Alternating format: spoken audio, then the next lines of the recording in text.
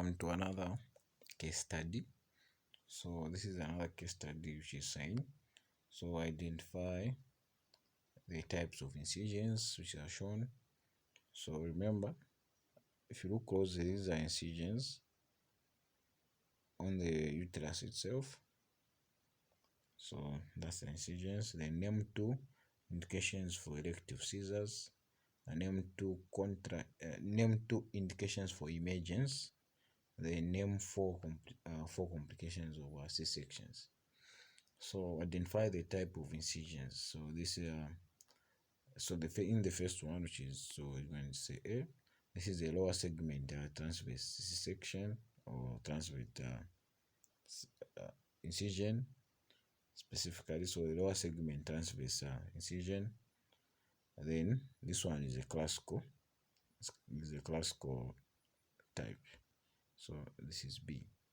So those are the type of incisions. Remember, if they were asking about the one which is made on the, let's say in a lower segment cesarean section, there is what they call a fan steel incision. So that incision is made on the abdomen itself, on the layers of the abdomen themselves.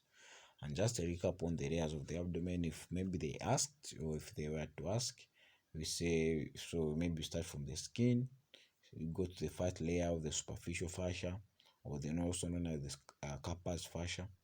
Then you go to the membranous layer of the superficial fascia, which is the carpus fascia. Then 4, you can have external oblique muscle. 5, internal oblique muscle. 6, transversus abdominis muscle. 7, fascia transversalis. 8, the extraperitoneal tissue. And then 9, the parietal layer of the peritoneum. So those are some of the layers of the anterior abdomen.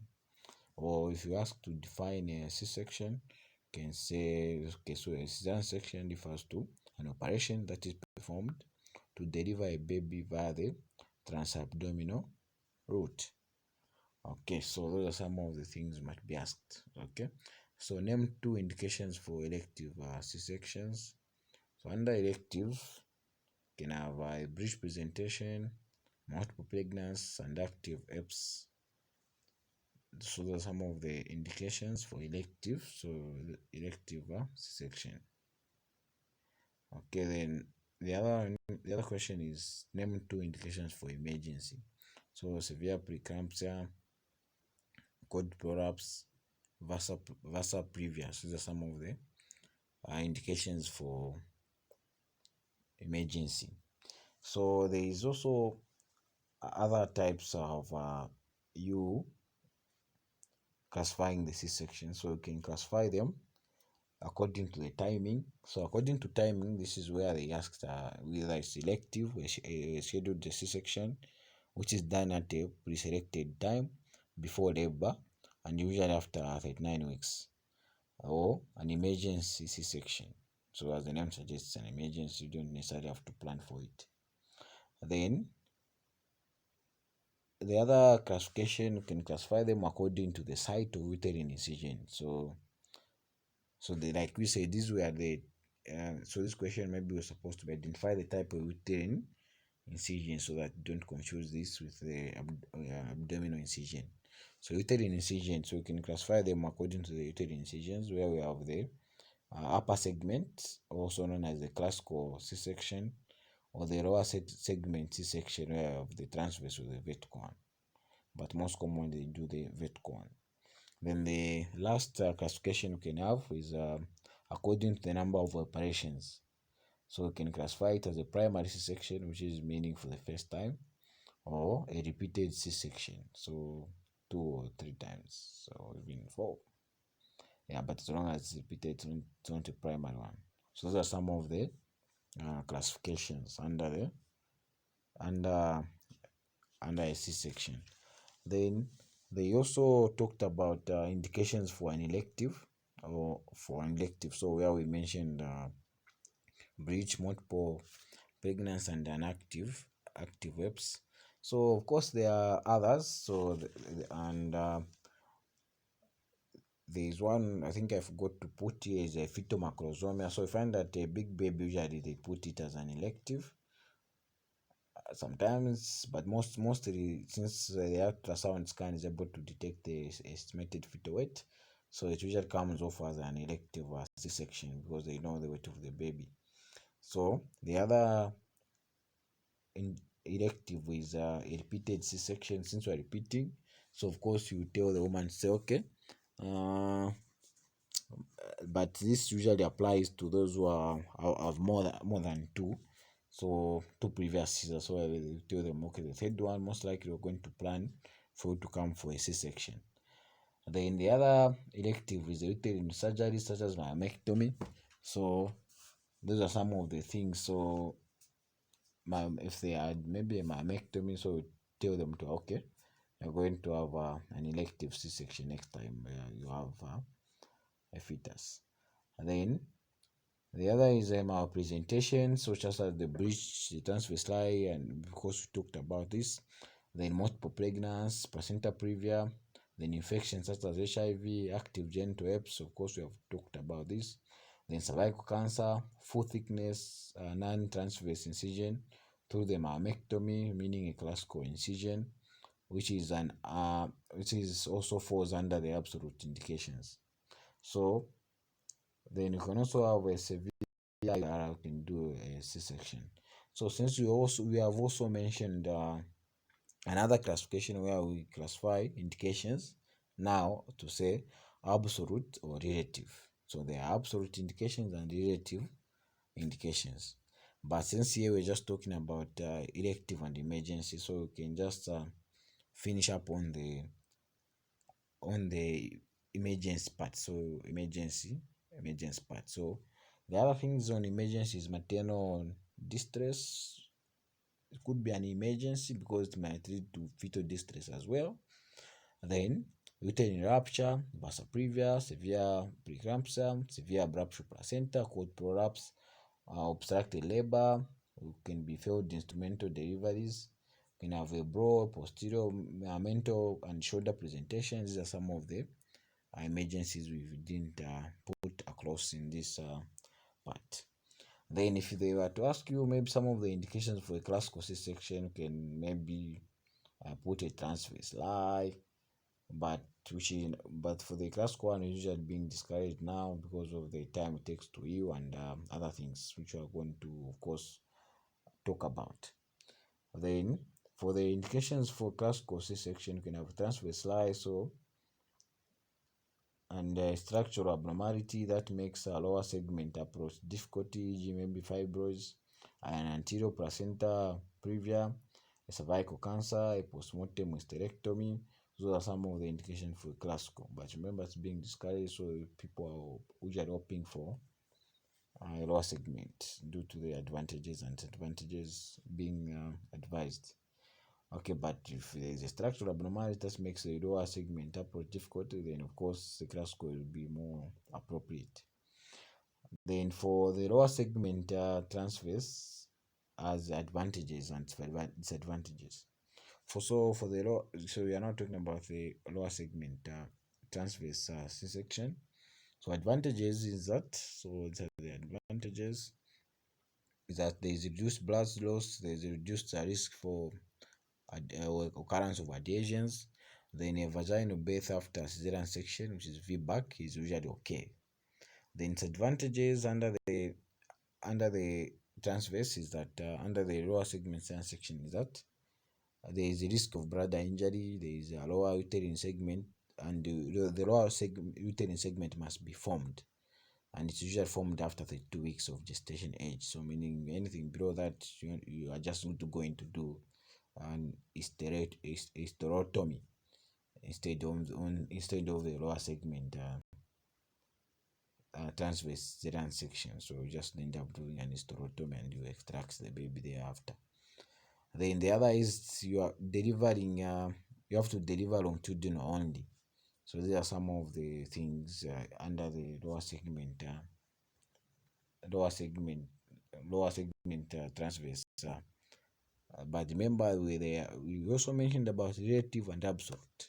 So don't confuse most of the things which we are talking about for absolute to relative. Okay. Then go to the classical one. So this is the classical now. So we're talking about classical. Advantages for the classical is that any fetus can be delivered regardless of orientation in uterus or gestation age. Then those are the advantages. Then disadvantages. So disadvantages is that there is increased blood loss and there is increased risk of adhesions, and the vaginal birth after cesarean section usually is not safe, and there is a high risk for uterine rupture. So these are some of the things. And then contraindications, maybe for C-section is disseminated intravascular coagulopathy. You might not want to do a C-section when there is an extensive scar or pyogenic infection in the abdominal wall, or in case of burns. Then dead fetus, except in maybe CPD or neglected shoulder, you might not want to do a C-section. And also, you can also just put in the comments the definition for a fresh scar, or maybe just to make life easier since you are here. So a fresh scar, I usually define it as any cesarean section wound which has happened within the period of 2 years. So meaning, if someone comes with a fresh scar, we usually talk about someone who has become who has a cesarean section wound, but it's falling within a period of 2 years. So if they were to come after 2 years, after 2 completed years, that's when now it doesn't become a fresh scar. But if they come within the timeline of 2 years, meaning it's a fresh scar. And for a fresh scar, usually we don't even advise them to go for a VBAC because there is a high risk of uterine rupture. So usually I again just tell them for a C-section, but it's more advised for you to counsel your patients so that they don't come with a fresh scar and you end up doing a lot of scissors on them and they just have 2 or 3 children. Then you sterilize their tubes. So it's important to give patients appropriate information. Okay, so that's the fresh scar definition. Okay, so how to do the section and everything, those ones you have to supplement, and of course you have to enjoy the words rounds so that you don't usually get information on a silver plate, especially with the introduction of legs and other especially with the introduction of legs. Then question 4. So question 4 is saying name 4 complications of C-section. So complications of C-section can have hemorrhage, infection, injury to the surrounding organs, fetal injury. Then those ones. So the other, maybe you can just repeat on the complications. We can have bleeding and the need for blood transfusion, hysterectomy as a complication, and also you can have complication of anesthesia, where we have which is also known as Mendelssohn's syndrome. Can also have damage to the bladder, ureter, colon, retained placenta tissues. Then fetal injury, infection, hypovolemic shock, cardiac arrest, wound hematoma, wound infection, wound disruption, increased risk of a venous thromboembolism. So those are some of the complications. In other operative complications, you can have a primary maternal mortality. That's the operative. Then postoperative, we can have erythrombosis and pulmonary embolism, acute dilatation of the stomach, paralytic ileus, wound infection, puerperal sepsis, and burst abdomen, chest infection. Then under the late, we can have rupture of the uterine scar, and incision or hernia can occur under the postoperative complications of a C-section. And then I think that's all for a C-section. Maybe the other thing you haven't talked about is the cesarean hysterectomy. So a cesarean hysterectomy usually carried out after a C-section in the same setting, and it could be due to maybe uncontrollable PPH, which of course I've even witnessed. So PPH uncontrollable, you just end up doing a hysterectomy. And repaired rupture of the uterus, covariate uterus, placenta accreta. There's these fall under the cesarean hysterectomy. And there's also what they know call as cesarean sterilization, where they do tubal sterilization, but it is also usually advised in the same setting as well. So uncontrollable pH, uncontrollable, maybe a grand multiplier, someone comes G12 per 11, and they had a Caesar, so usually advise them, okay, maybe let's do a cesarean sterilization.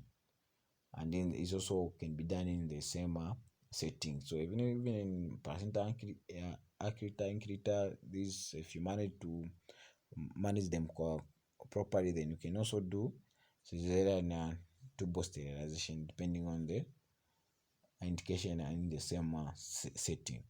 So that's all on our cesarean section. We've exhausted most of the things, and thank you for watching. Please subscribe and make sure you like the video, and see you in the next case study.